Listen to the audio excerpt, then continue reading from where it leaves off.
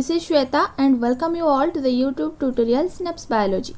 So today in this class we are going to discuss about the second part of biotechnology question paper analysis. तो आज की class पे हम discussion करने वाले हैं CPET 2021 की biotechnology question paper. Okay, CPET माने common PG entrance examination test. क्योंकि बहुत लोगों को ये पता नहीं चलता कि CPET क्या है, मैं यहाँ पे बता रही हूँ. CPET एक ऐसा एंट्रांस एग्ज़ाम है जो कि आप दे सकते हो आपके मास्टर डिग्री के लिए. ठीक है, ये एग्ज़ाम हर साल होता है. जो भी UG final year pass out student होते हैं वो ये एग्ज़ाम को अपीयर कर सकते हैं फॉर देयर पोस्ट ग्रेजुएशन और मास्टर डिग्री. ठीक है, होपफुली आप लोग का डाउट क्लियर हो गया होगा. तो फिर से मैं रिटर्न आ जाती हूँ मेरे स्टूडेंट लोगों के लिए बायोटेक्नोलॉजी क्वेश्चन पेपर. तो फर्स्ट जो 35 क्वेश्चन था वो तो बिंदु मैम ने ऑलरेडी डिस्कशन कर लिया है. बहुत देर हो गई आंसर पेपर अपलोड करने पे. तो आज की क्लास पे हम डिस्कशन करेंगे क्वेश्चन नंबर 30 से लेके क्वेश्चन नंबर 70 तक. ठीक है, क्वेश्चन में क्या पूछा गया था वो मैं आपको समझाऊंगी. उसके साथ साथ ऑप्शन चारों देखेंगे. चारों ऑप्शन में से कौन सा वाला ऑप्शन करेक्ट होगा उसे भी मार्क करेंगे. तो बहुत काम करने वाले हैं हम लोग आज की क्लास पे. एंड क्लास तो स्टार्ट करेंगे ही. क्लास स्टार्ट करने से पहले जो बच्चे ये चैनल पे नए आए हो देन जल्दी से सब्सक्राइब कर लो स्नैप्स बायोलॉजी चैनल को. And don't forget to press the bell icon so that you will get all notification from our channel. अगर चैनल पे क्या क्या पढ़ा रहे हैं या एक्स्ट्रा नॉलेज और भी आपको गेन करने हैं तो जल्दी से जाओ हमारे टेलीग्राम ग्रुप पे. टेलीग्राम ग्रुप की लिंक डिस्क्रिप्शन पे है. उसके साथ साथ हम इंस्टा एंड फेसबुक पे भी अवेलेबल रहते हैं. तो इंस्टा एंड फेसबुक की लिंक पे है, जल्दी से जाओ एंड तीनों लिंक से ज्वाइन हो जाओ हमारे साथ. क्योंकि हमें बायोलॉजी को हमें इजी तरीके से पढ़ना है या नहीं. तो बहुत हो गई बातचीत, चलो स्टार्ट करते हैं आज की class. Question number 36. People with Klinefelter syndrome have 47 chromosomes including 3 sex chromosome that is your XXY. Okay, ये हमें स्टेटमेंट दिया है क्वेश्चन पे. What is the term to describe the aberration that occurs during meiosis that results in the abnormal chromosome number? ठीक है, सो यहाँ पे देखो क्वेश्चन को और एक बार मैं पढ़ रही हूँ. What is the term to describe the aberration that occurs during meiosis that results in the abnormal chromosome number? ये एक बहुत ही आसान सवाल है बट यहाँ पे थोड़ा सा घुमा फिरा के वो आपको कंफ्यूज करने के लिए उसे लंबा कर दिया है. क्लिनेफेल्टर सिंड्रोम के बारे में पूछा है. ठीक है, क्लिनेफेल्टर सिंड्रोम को हम लोग 12 से पढ़ के आ रहे हैं. तो यहाँ पे आंसर्स देखेंगे ऑप्शन में से. Option A is your crossing over, B is non disjunction, C is pairing of homologous chromosome and D is independent assortment. तो chromosomal aberration arises due to non-disjunction of chromatids during the meiosis process. Okay, non-disjunction process की वजह से chromosomal aberration arise होता है. तो यहाँ पे answer क्या हो जाएगा? Option number B is correct. Okay, चलो देखते हैं question number 37. Question number 37 is if individuals of genotype capital A small a, capital B small b, capital C small c are intercrossed. ये टर्म को देखो, intercrossed. How many different F2 phenotypes can be appear assuming complete codominance at all loci. Okay, तो यहाँ पे लिखा है इंटरक्रस्ड means what. इसे मैं और एक बार यहाँ पे लिख दूंगी. Small a, capital A small a, capital B small b, capital C small c. अब ये दोनों को क्रॉस करना है. एंड देखो यहाँ पे अगर ध्यान दो ये हो जाएगा एक ट्राई हाइब्रिड क्रॉस. तो ट्राई हाइब्रिड क्रॉस पे फेनोटाइपिक रेशियो क्या आता है? देखो यहाँ पे लिख रही हूँ 27:9:9:3:3:3:1. ओके, ये आता है फेनोटाइप रेशियो. सो यहाँ पे क्वेश्चन पे कुछ अलग दिया है, देखते हैं. यहाँ पे क्या होगा, ये दोनों को आप अपने रफ कॉपी पे जाके एक बार क्रॉस करो, फिर क्या आएंगे 64 जेनोटाइप आएंगे। ठीक है, यहाँ पे मैं शॉर्ट पे बता रही हूँ, 64 जेनोटाइप्स आएंगे एंड 8 डिफरेंट फेनोटाइप्स आएंगे। ये क्रॉस करके हुआ या नहीं मुझे कमेंट सेक्शन पे लिख के बताना। तो ठीक है, ये तुम्हारे लिए होमवर्क कि ये दोनों को क्रॉस करना है, उसके बाद 64 जेनोटाइप्स निकलेंगे एंड उसके साथ साथ 8 फेनोटाइप्स निकलेंगे।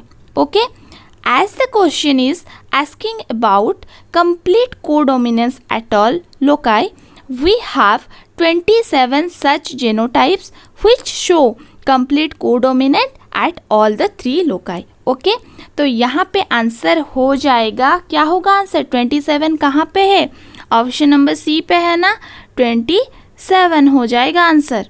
चलो देखते हैं question number 38। The deviation from the Hardy-Weinberg assumption of infinitely large population size result in what? Okay, तो हार्डी-वेनबर्ग इक्वेशन, ये तो भाई ये एक ऐसा चीज़ है कि ये एंट्रेंस एग्जाम में आता ही आता है। ठीक है, सो यहाँ पे आंसर हो जाएगा जेनेटिक ड्रिफ्ट। ठीक है, ऑप्शन नंबर डी होगा आंसर। क्यों होगा, genetic drift causes the deviation from Hardy-Weinberg assumption. How? In a small population, the sampling of gametes and fertilization to create zygotes causes random error in allele frequencies. These result in a deviation from the Hardy-Weinberg equilibrium. So यहाँ पे answer हो जाएगा option number D.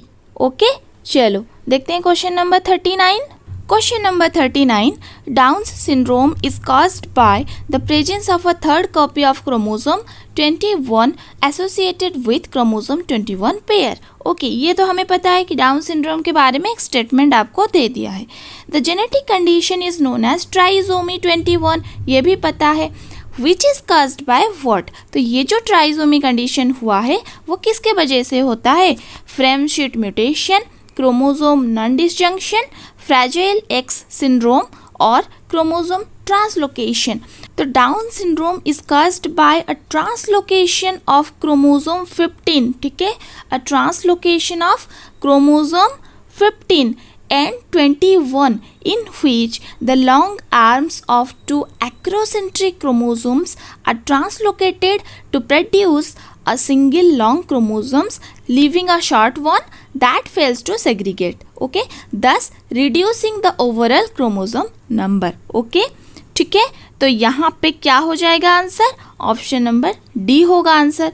Question number 40 पे चलते हैं। Question number 40 is a plant of genotype capital AB by small ab is test crossed with small ab by small ab. If the two loci are 10 map units apart, what proportion of progeny will be capital AB by small ab? So ये question आया है dihybrid cross से, and we know that a dihybrid test cross produces 2 parental type of offspring and 2 recombinant type of offspring. Here the capital AB by small ab means capital A and B are linked and small a and small b are linked and given क्या दिया है हमें, 10 map units। तो इसमें से हम क्या निकाल सकते हैं, 10 map units अपार्ट है means the recombination frequency, short में लिख रही हूँ RF, the recombination frequency is 10%। अगर रिकॉम्बिनेशन फ्रीक्वेंसी 10% हो रहा है तो पेरेंटल टाइप जो है that is capital AB by small ab and small ab by small ab, ये दोनों पेरेंटल टाइप की फ्रीक्वेंसी कितना आएगा, 100 से 10 को माइनस कर दो, 100 माइनस 10 आंसर आ जाएगा 90। ठीक है या नहीं, 90%। बट यहाँ पे आंसर नहीं हो रहा है, हम लोग को और भी काम करने हैं। हमें क्वेश्चन पे क्या दिया है, what proportion of progeny will be capital AB by small ab, इसका निकालना है हमें। तो पेरेंटल टाइप से अभी इसको कैसे निकालेंगे, बाय 2 कर देंगे, क्योंकि capital AB by small ab should represent the half of the parental type. तो 90 बाय 2 कर दो, 90 डिवाइडेड बाय 2, आंसर कितना आएगा, आंसर आ जाएगा 45 एंड 45 ऑप्शन है ऑप्शन नंबर डी पे। सो here the option number D is correct. जल्दी से चलेंगे क्वेश्चन नंबर 41 पे। Question number 41 is which of the following is not a function of rough endoplasmic reticulum. ठीक है, तो rough endoplasmic reticulum that is your RER. Okay, इनमें से कौन एक फंक्शन नहीं है. N linked glycosylation of proteins, folding of polypeptide chains, O linked glycosylation of protein और specific proteolytic cleavage. तो यहाँ पे आंसर हो जाएगा O linked glycosylation of protein, जो कि ऑप्शन नंबर सी पे है. क्यों ऐसा हुआ?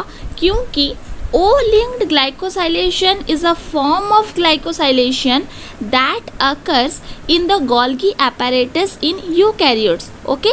ये एंडोप्लाज्मिक रेटिकुलम की फंक्शन नहीं है, ये गोल्गी apparatus पे होता है. So here the option number C is correct. इसमें तो कुछ समझाने वाली बात नहीं थी, ये एक डायरेक्ट क्वेश्चन था. तो देखते हैं क्वेश्चन नंबर 42 को. 42 number question is Which of the following is the marker enzyme for Golgi apparatus? ये भी आसान सा सवाल है कि Golgi apparatus के लिए एज अ मार्कर एंजाइम कौन यूज होता है. Acetyl CoA synthase, galactosyl transferase, pyruvate kinase और साइटोक्रोम ऑक्सीडेज. तो यहाँ पे आंसर हो जाएगा गैलेक्टोसिल ट्रांसफरेज. ठीक है, ऑप्शन नंबर बी होगा करेक्ट. एंड यहाँ पे मैं और एक बात बता रही हूँ कि जिन बच्चों को लगता है कि कोई भी आंसर गलत है, तो मैं ये बता दूं, ये जितने भी आंसर्स हम आपको बताते हैं ये सारे हमारे एनालिसिस के बेसिस पे है. अगर आप लोग को लगता है कि ये आंसर गलत है या इसका एक्सप्लेनेशन ये नहीं होगा, देन कमेंट बॉक्स पे जाके एक्सप्लेनेशन के साथ हमें आंसर ज़रूर बताएं. ठीक है, चलो फिर देखते हैं question number 43. If the number of bivalents are 10 in prophase 1. Okay, prophase 1 पे देखो कितने बाईवैलेंट्स है? 10. What is the number of chromosome during anaphase 2? Anaphase 2 की बात कराए, यहाँ पे प्रोफेज 1 की बात कराए. ये दोनों फेज ही देखने वाले चीज़ है. यहाँ पे देखो, ये एक बहुत ही इजी वाला तरीका से हम लोग सॉल्व करेंगे इसे. 10 बाईवैलेंट्स. ठीक है, 10 bivalents means what? 10 bivalent is equal to 20 chromosome होंगे या नहीं? ज़रा मुझे बताओ तो. 10 bivalent is equal to 20 chromosome होंगे या नहीं? क्योंकि एक बाईवैलेंट्स पे कितना क्रोमोसोम रहता है? 2 क्रोमोसोम रहता है. 2 क्रोमोसोम आर देयर. तो 10 बाईवैलेंट्स पे कितना क्रोमोसोम होंगे? 10 into 2 is equal to 20 chromosome. इसे फर्स्ट निकालना है. ठीक है, प्रोफेज 1 पे 20 क्रोमोसोम रहते हैं. देन चलते हैं एनाफेज 2 पे. तो एनाफेज प्रोसेस पे क्या होता है? एनाफेज प्रोसेस पे ऐसे 2 पोल की ओर ये लोग क्या होते हैं? ऐसे सेपरेट हो जाते हैं. यहाँ पे कुछ आ जाता है एंड यहाँ पे कुछ क्रोमोसोम आ जाते हैं. यही होता है या नहीं? एनाफेज पे वो सेपरेट होते हैं क्योंकि यहाँ पे 2 पोल्स प्रेजेंट रहते हैं, अपोजिट पोल्स रहते हैं. एंड ये सिस्टर क्रोमाटिड्स ये सेपरेट होते हैं एंड मूव करते हैं टुवर्ड्स द अपोजिट पोल. तो 2 रहेंगे पोल्स एंड यहाँ पे 20 क्रोमोसोम है. तो 20 क्रोमोसोम अगर 2 पोल्स की और ऐसे मूव करने लगे तो डिवाइड कर लो 2 से, कितना आ जाएगा? इज इक्वल टू 10 आ जाएगा आंसर. समझ में आया या नहीं? देखो, प्रोफेज 1 पे 10 बाईवैलेंट्स था, तो 10 बाईवैलेंट से हम उसे कन्वर्ट कर लिए क्रोमोसोम पे. 10 बाईवैलेंट्स इज इक्वल टू 20 क्रोमोसोम. अब आ जाते हैं एनाफेज 2 पे. एनाफेज 2 पे सिस्टर क्रोमाटिड ऑपोजिट पोल की ओर मूव करते हैं and opposite poles means 2 poles are there. तो जितने क्रोमोसोम होते हैं उनको 2 से डिवाइड कर लो. ठीक है, अगर 3 पोल्स होते तो हम 3 से डिवाइड करते. तो 20 को 2 में से डिवाइड कर लो, आंसर आ जाएगा 10. एंड 10 है ऑप्शन नंबर ए पे. सो here the option number A is correct. Question number 45 is cyclin dependent kinase activity increases steadily during G2 phase due to what? Okay, तो ये भी एक डायरेक्ट सा ही क्वेश्चन आया है. ओके, कंसेप्चुअल क्वेश्चन है. Option number A is phosphorylation of mitotic cyclins by CDKs. B is transient increase in the cytosolic GTP concentration. C is activation of mitotic CDK cyclins through the phosphate activity. और option number D is phosphorylation of CDK is located inside the catalytic site of CDK cyclin complex. तो question को देखो, question में क्या पूछा था? Cyclin dependent kinase activity that is your CDK, ठीक है, शॉर्ट फॉर्म है, increases steadily during G2 phase. G2 phase पे जो इंक्रीज करता है वो किसके वजह से? तो यहाँ पे आंसर होगा option number C, that is activation of mitotic CDK cyclin through the phosphatase activity. Okay, चलते हैं क्वेश्चन नंबर 45 की ओर। Question number 45 is which of the following is associated with the hyperpolarization of cell membrane. So पहले ये पता करते हैं कि हाइपरपोलराइजेशन क्या होता है।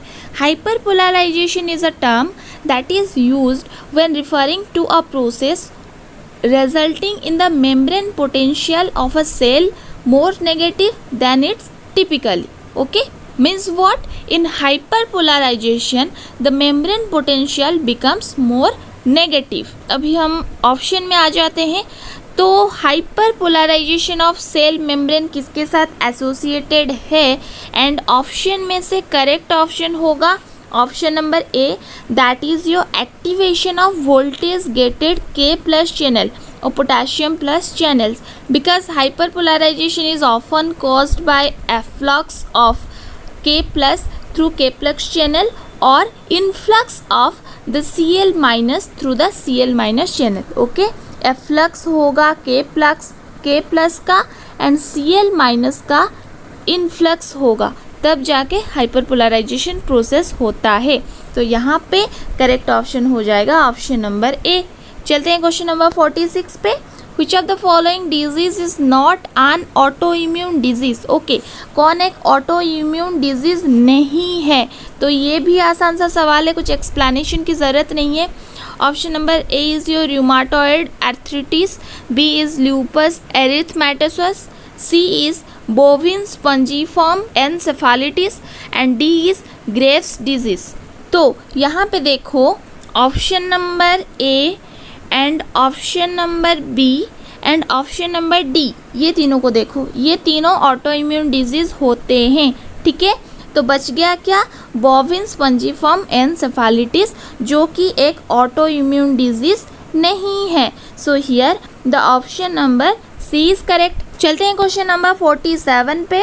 Which of the following is not true for T cell receptor. Okay, T cell receptor के लिए कौन सा वाला ऑप्शन सही नहीं है? Not true. So T cell receptors are not antigen specific, T cell receptor is a membrane bound receptor. Option number C is TCR, that is T cell receptor does not appear in a soluble form as B cell receptor. Option number D is T cell receptors are specific for antigen combined with molecules encoded by MHC protein. So यहाँ पे answer क्या होगा? यहाँ पे answer हो जाएगा option number ए, क्योंकि T cell receptors have a very high degree of antigen specificity and यहाँ पे लिखा है T cell receptors are not antigen specific, ठीक है। सो ये तो बिल्कुल ही ज़राज़र गलत बात हो गई। Here the option number A is correct. चलो देखते हैं question number 48। Which of the following statements about complements are correct. Option को देखेंगे। Option number P is classical pathway is initiated by IgM and certain IgG subclasses of antibodies। ये तो बिल्कुल सही है, क्योंकि ये जो क्लासिकल कंप्लीमेंट पाथवे है ये एक्टिवेट होता है जब IgG एंड IgM ये दोनों बाउंड होते हैं इसके टारगेट एंटीजन से। सो ये बिल्कुल ही ठीक है। सो पी नंबर ऑप्शन तो होगा। क्यू को देखते हैं। Alternative and lectin pathways are antibody independent, ये भी सही है। आर को देखते हैं। The complement system mediates opsonization of bacteria, तो आर ऑप्शन भी करेक्ट होगा। उसके साथ साथ एस ऑप्शन पे जो है nucleated cells are more resistant to complement mediated lysis than RBCs, ये भी सही होगा। तो यहाँ पे ये चारों ऑप्शंस करेक्ट हैं, तो ऑप्शन नंबर डी हो जाएगा answer, that is P Q R and S, all four are correct. Okay, तो चलो देखते हैं क्वेश्चन नंबर 49 को। 49 क्वेश्चन पे है चूज़ द मिसमैच, ठीक है। कौन सा वाला ऑप्शन में मिसमैच है उसे चूज़ करना है। तो यहाँ पे बेसिकली आप लोग का जो एंटीबॉडीज़ के बारे में लिखा है, IgG the most abundant type in serum, ये तो सही है, IgG होता है most abundant. IgA major antibody in secretion such as saliva, tears and breast milk, ये भी करेक्ट है. तो ऑप्शन नंबर सी को देखते हैं. IgD protects against pathogen invading through gut mucosa, तो ये भाई गलत हो गया. ठीक है, ऑप्शन नंबर सी गलत है. ऑप्शन नंबर डी को देखते हैं. IgE least abundant and play important role in hypersensitivity.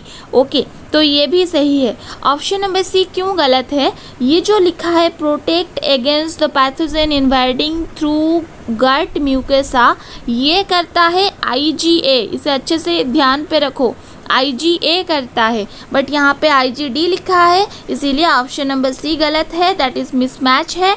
तो यहाँ पे आंसर हो जाएगा option number C. Okay, let's do the question number 50.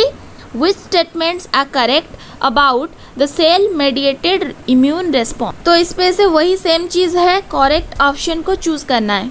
तो ऑप्शंस को देखते हैं. Option number P it is dependent upon the humoral response, ये करेक्ट नहीं होगा.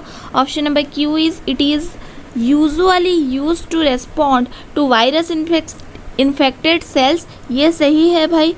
Option number R is it involves direct recognition of the antigen by killer T cell, ये भी गलत है.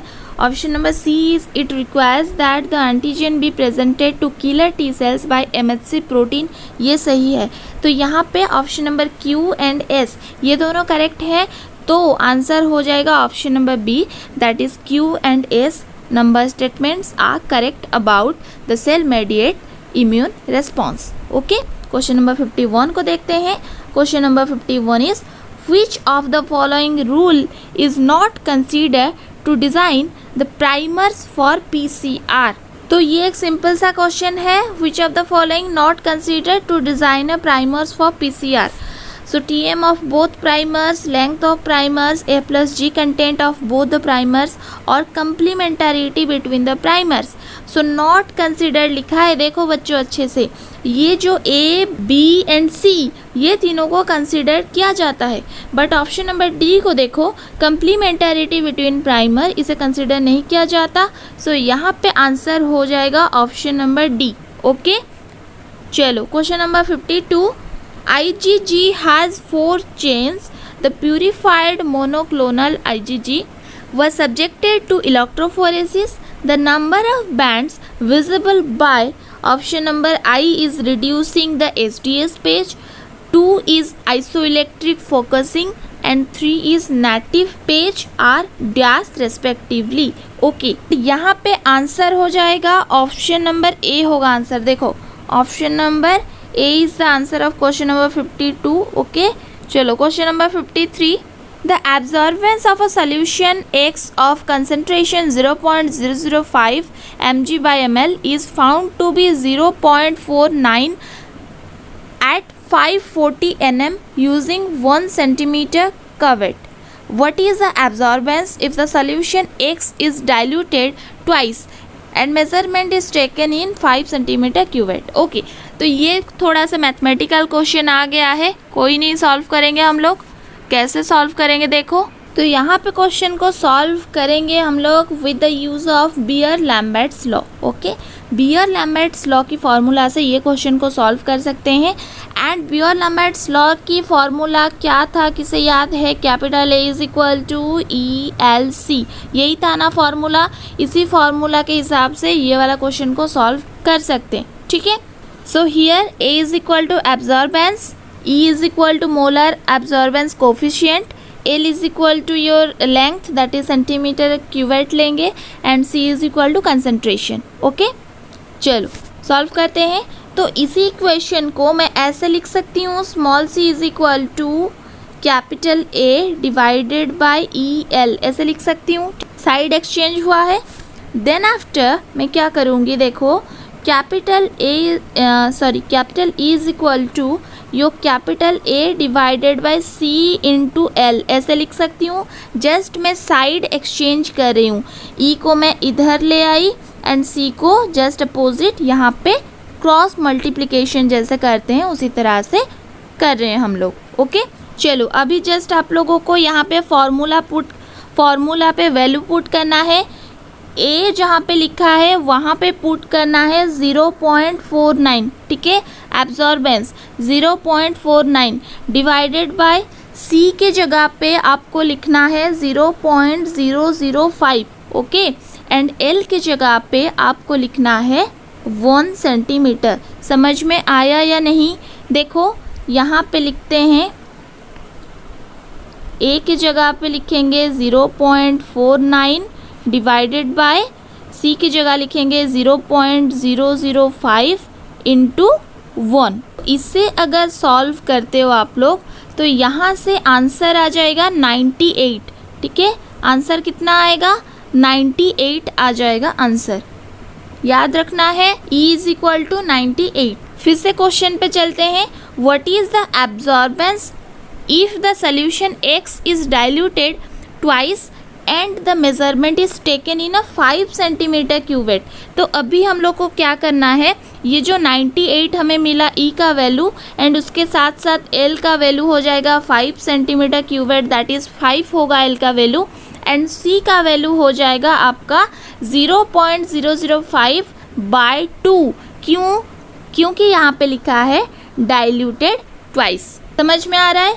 तो कैसे निकालोगे, देखो यहाँ पे लिख रही हूँ अपर साइड पे A इज इक्वल टू, हम लिखेंगे, ये फॉर्मूला पे मैं वैल्यू पुट कर रही हूँ, ठीक है, 98 इंटू L का वैल्यू है 5 इंटू 0.005 डिवाइडेड बाय 2 और इंटू 1/2 भी लिख सकते हो। इसे सॉल्व कर लो, आंसर आ जाएगा आपका 1.225, ठीक है। इसे सॉल्व करने के बाद आंसर आएगा 1.225, जो कि यहाँ पे ये थोड़ा ओवर राइटिंग हो गया है, ऑप्शन नंबर डी पे है 1.225, ओके। चलो क्वेश्चन नंबर 54 को देखेंगे। Question number 54 is which chromatographic technique is not suited for protein separation because the proteins get denatured by it, okay, not suited for protein separation. देखते हैं option में से। Option number A is your ion exchange chromatography, B is affinity chromatography, C is reverse phase chromatography और D is size exclusion chromatography. तो यहाँ पे answer हो जाएगा ऑप्शन नंबर सी, क्योंकि लिखा है not suited for protein separation. बाकी जितने तीनों हैं option number A, B and D, ये तीनों यूज़ होते हैं प्रोटीन सेपरेशन के लिए, and reverse phase chromatography use नहीं होता। So here the option number C is correct. चलते हैं क्वेश्चन नंबर 55 पे।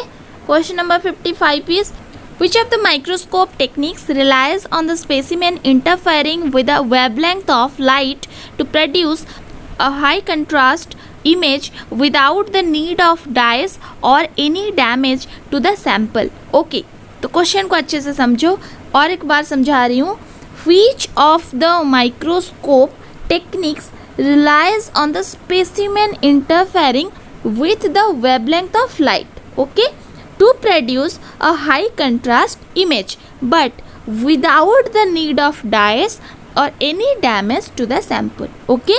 हाई कंट्रास्ट इमेज प्रोड्यूस करेगा but without the need of dyes. तो आंसर कौन सा वाला ऑप्शन होगा? Electron microscopy, phase contrast microscopy, bright field light microscopy और fluorescence microscopy.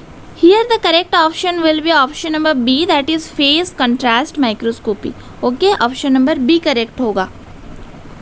Question number 56, mean haemoglobin level of 100% was estimated to be 100 gram percentage with standard deviation of 1 gram percentage. Calculate the standard error, okay। चलो standard deviation दिया है and ये person कितने हैं number दिया है and उसके साथ साथ हमें मीन दिया है। निकालना क्या है?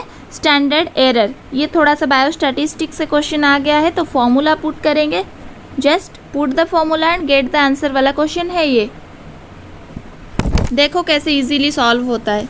Standard error that is SE is equal to, formula है your standard deviation that is delta divided by root over of number of sample, ये होता है फॉर्मूला। अभी ये फॉर्मूला पे जस्ट पुट कर दो, देखो कितना आसान सा सवाल था। स्टैंडर्ड डेविएशन है 1, ओके 1 ग्राम ऑफ परसेंटेज है, उसके नीचे रूट ओवर ऑफ 100 है या नहीं, क्योंकि यहाँ पे 100% की बात कर रहा है.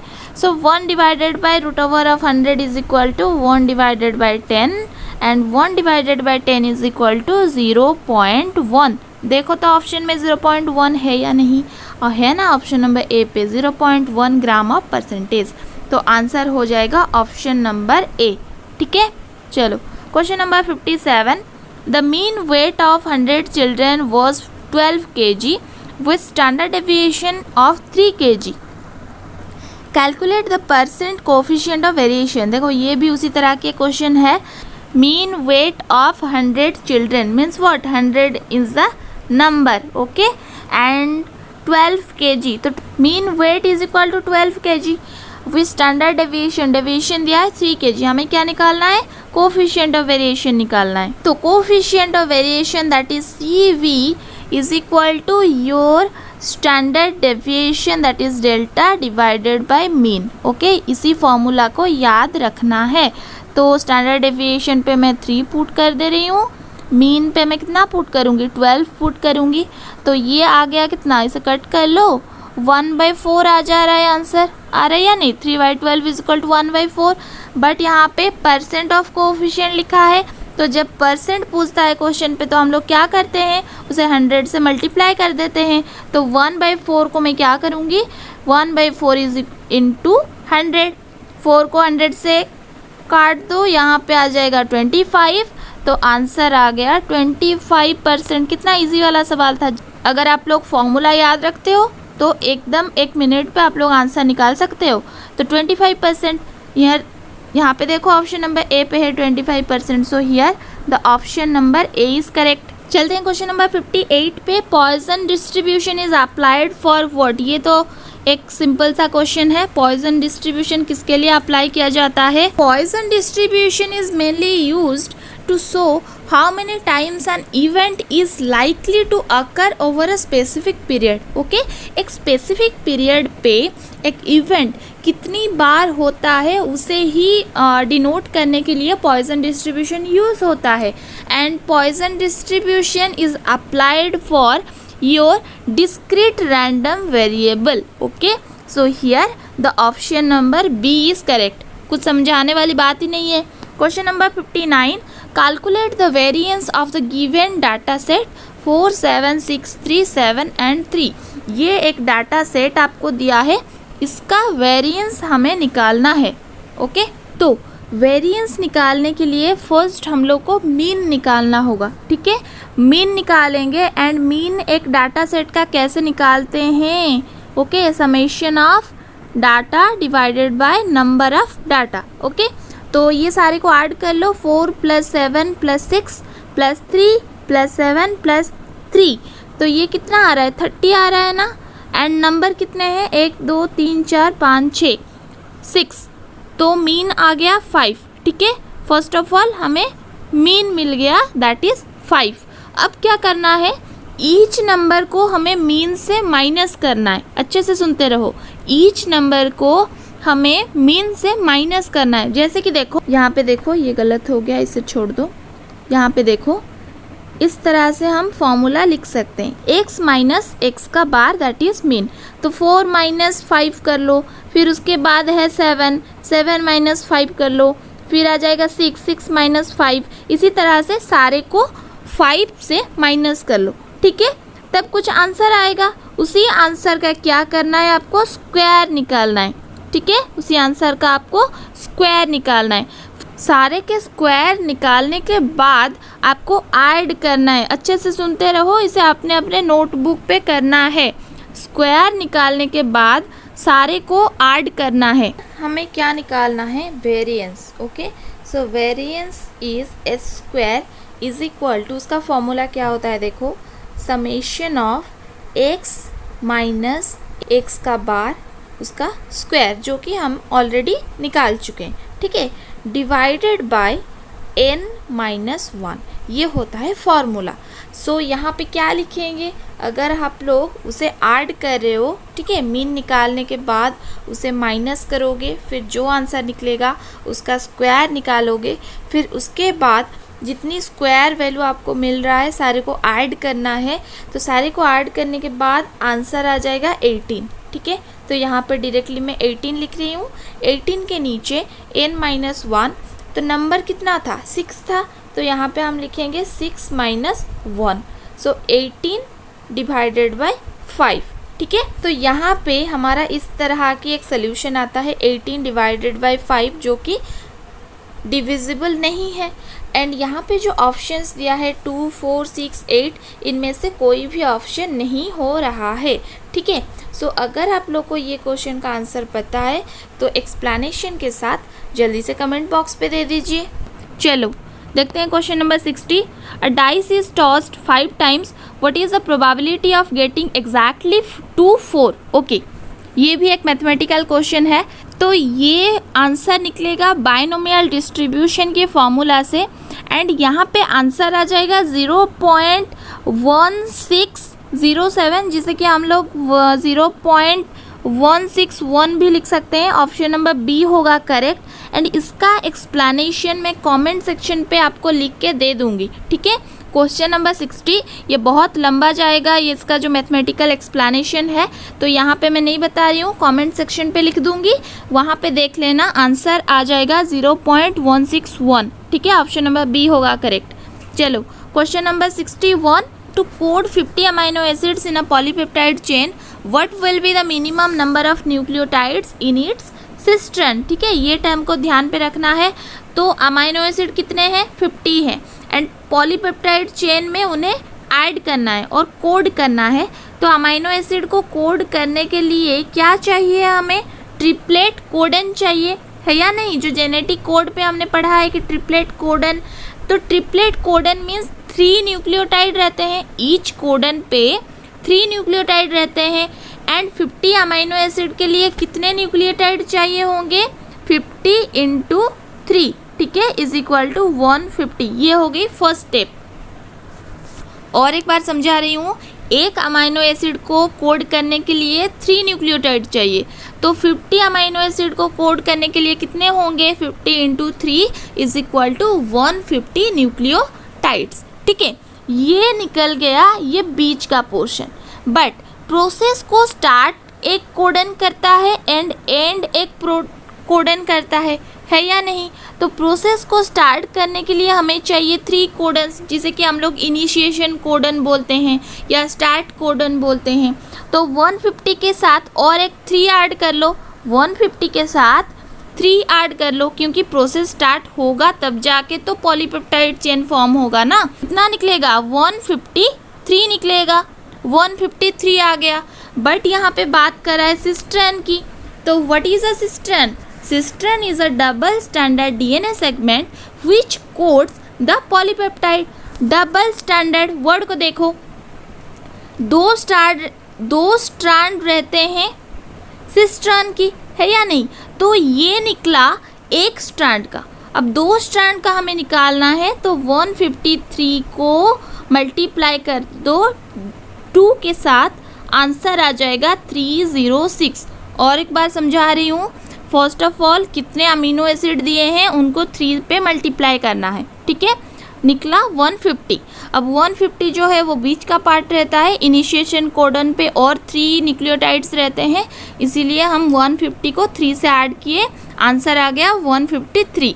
अब सिस्टर्न की बात करा है, एंड सिस्टर्न एक डबल स्टैंडर्ड डीएनए सेगमेंट रहता है। तो ये 153 जो था ये एक स्ट्रैंड का निकला, इसे हम लोग डबल स्टैंडर्ड है इसीलिए 2 से मल्टीप्लाई करेंगे।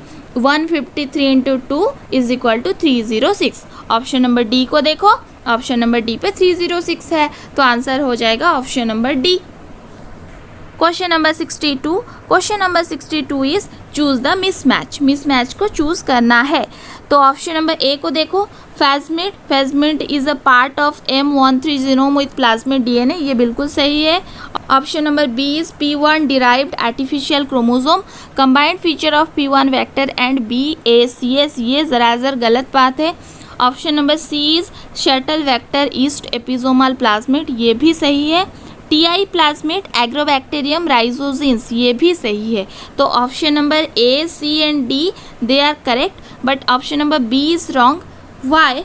P1 phase derived artificial chromosomes is one type of vector that is used to clone the DNA fragments. Okay, यहाँ पे लिखा है कि combined feature of P1 vector and BACS, इसीलिए गलत होगा। It is one type of vector जो कि DNA fragments को clone करने में help करता है। So here B number option पे mismatch है, so answer will be option number B। चलते हैं क्वेश्चन नंबर 63 पे। Question number 63 is a 200 ml of PCR mixture has 100 template DNA molecules and the reaction was performed for 10 cycles. How many molecules of amplicons will be generated? तो ये भी एक लंबा mathematical explanation होगा जो कि मैं आपको दूंगी कमेंट सेक्शन पे, ठीक है। तो यहाँ पे सिर्फ और सिर्फ आपको मैं आंसर बता रही हूँ। आंसर हो जाएगा option number B, that is 1.024 into 10 to the power 5। कैसे आंसर ये निकला, ये एक्सप्लेनेशन आपको कमेंट सेक्शन पे मिल जाएगा, तो जल्दी से जाओ कमेंट सेक्शन पे एंड देख लो इसका एक्सप्लेनेशन, ठीक है। Question number 64, which of the following role does opines play in crown gall disease? ये क्वेश्चन को आंसर को तो हम लोग सॉल्व करेंगे ही, बट उससे पहले क्रोन गॉल डिजीज क्या होता है ये जानना बहुत ज़रूरी है। So crown gall is a plant disease caused by the soil inhabiting bacterium that is your agrobacterium tumefaciens. Okay, तो अभी ऑप्शंस को देखेंगे। Option A is your source of carbon, nitrogen and energy for Agrobacterium. Option number B is transfer of TDNA to plant cells. C is attachment of Agrobacterium to the plants.